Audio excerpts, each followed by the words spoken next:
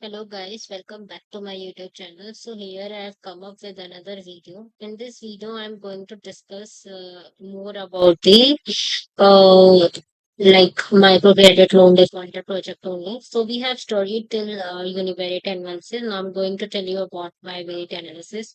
So the univariate analysis we have completed the univariate analysis with count plot mostly, and now I'm doing the bivariate analysis. So for univariate analysis, I have to see the count plot of Seaborn library. And for the bivariate analysis, I will use the scatter plot method of uh, Seaborn library. So for the axis, I've taken label, which is the target variable. For the y, I'm taking by numerical column. And then data equals to df, q is equals to label. So from here, we can see that the non-defaulters have charged, non-defaulters are one. So iska, what is this? What is the meaning of this column? Count time may reach 30. So number of time main account gets recharged over 30 30 days. So kisne non-defaulted accounts have charged more than have charged their account more times than the defaulters. We can see that. ठीक है, ऐसे ही हमने scatter plot बनाया label और FRM में reach 90 के बीच में। FRM में रीच 90 क्या होता है?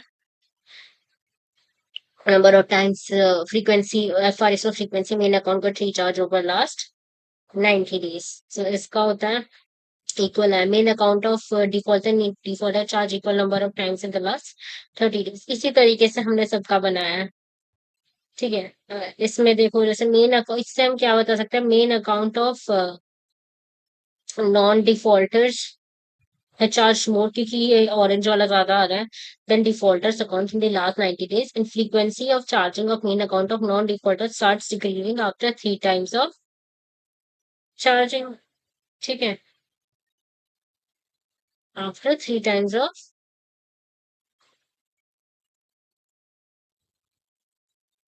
हाँ देखो ना, तीन काउंट, जब मेरा काउंट है मेरा आर एच 33 था, उसके बाद ये डिक्रीज होने लगा, तो इसीलिए frequency of charging of main account of non defaulter, frequency of charging of main account of non-defaulters starts decreasing after 3 times of charging, क्योंकि 3 के बाद ही तो लो होने लगा ना ये ग्राफ। सो इस तरीके से हमने बाइवेरिएट एनालिसिस कर लिया। उसके बाद I have seen some more graphs. Okay, here I check the skewness only, I think. Yeah.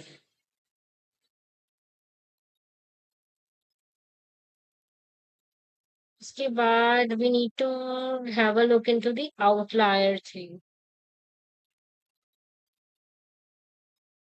Outlier remove करने हैं हमें डेटा में से। आउटलायर जो मतलब बिल्कुल ही अलग वैल्यू होती है। फॉर एग्जांपल पहले हमने MSIDN मोबाइल नंबर कॉलम, बिल्कुल MSIDN कॉलम क्या था, एक बार ही देख लेते हैं थोड़ा सा एक्चुअली में था क्या ये।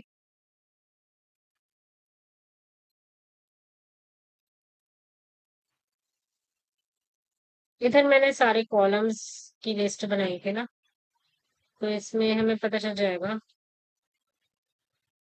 लाइक मेरा MSIDN नंबर कॉलम क्या था? Mobile number of users. Okay,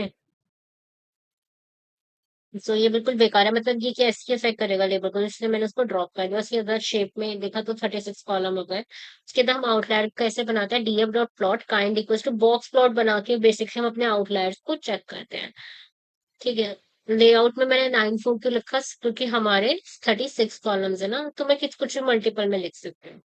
तो उसके बाद मैंने यहाँ पे बॉक्स प्लॉट बनाया।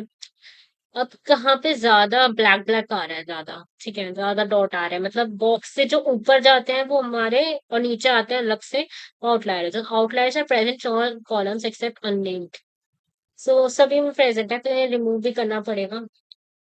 तो आउटलायर रिमूव करने के लिए पहले हमें क्या करना पड़ता है? पहले हमें जितने भी कॉलम्स है ना, सबको न्यूमेरिकल बनाना होता है। तो एक कॉलम था, ये पी सर्कल पीरियड कॉलम भी रिमूव कर दिया है हमने। पी सर्कल पीरियड कॉलम क्या था, एक बार देख लेते हैं थोड़ा सा।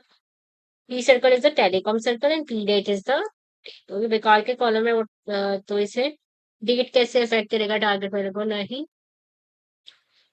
तो इनको हमने रिमूव कर दिया। टेलीकॉम सर्कल का मतलब क्या है? ठीक है, डेट तो इफेक्ट नहीं करेगी। What is the meaning of telecom circle? होता होगा कुछ, इतना बड़ा एलिमेंट नहीं है। तो आउटलाइन कैसे रिमूव करते हैं? सो उसमें हमने कुछ रीस्कोर मेथड लगा के रिमूव करा है।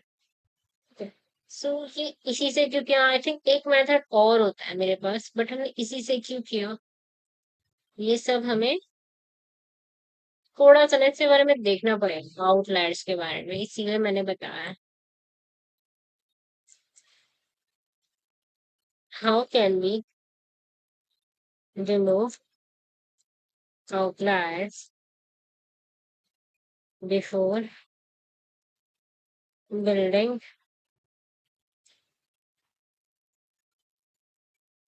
अ मशीन लर्निंग मॉडल?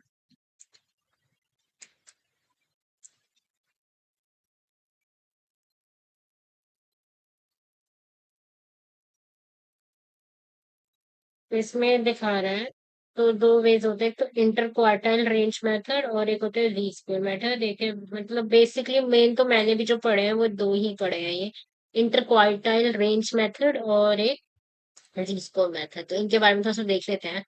सो इंटर क्वार्टाइल रेंज मेथड में क्या करते हैं, हम पहले 25th परसेंटाइल 25th परसेंटाइल निकालते हैं, फिर IQR क्या होता है, मैं 25th percentile minus 75th percentile minus 25th percentile.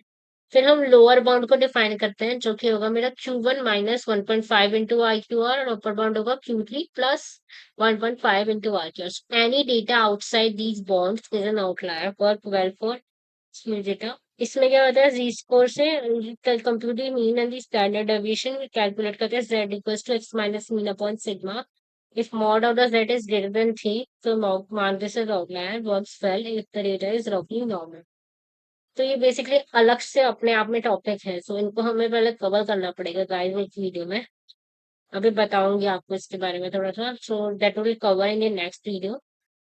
That is all for today, guys. Now we'll meet in another video with another session. Until then, goodbye. Now, please do hit the like button. Please share the video as much as possible. And please do subscribe to my channel. Thanks.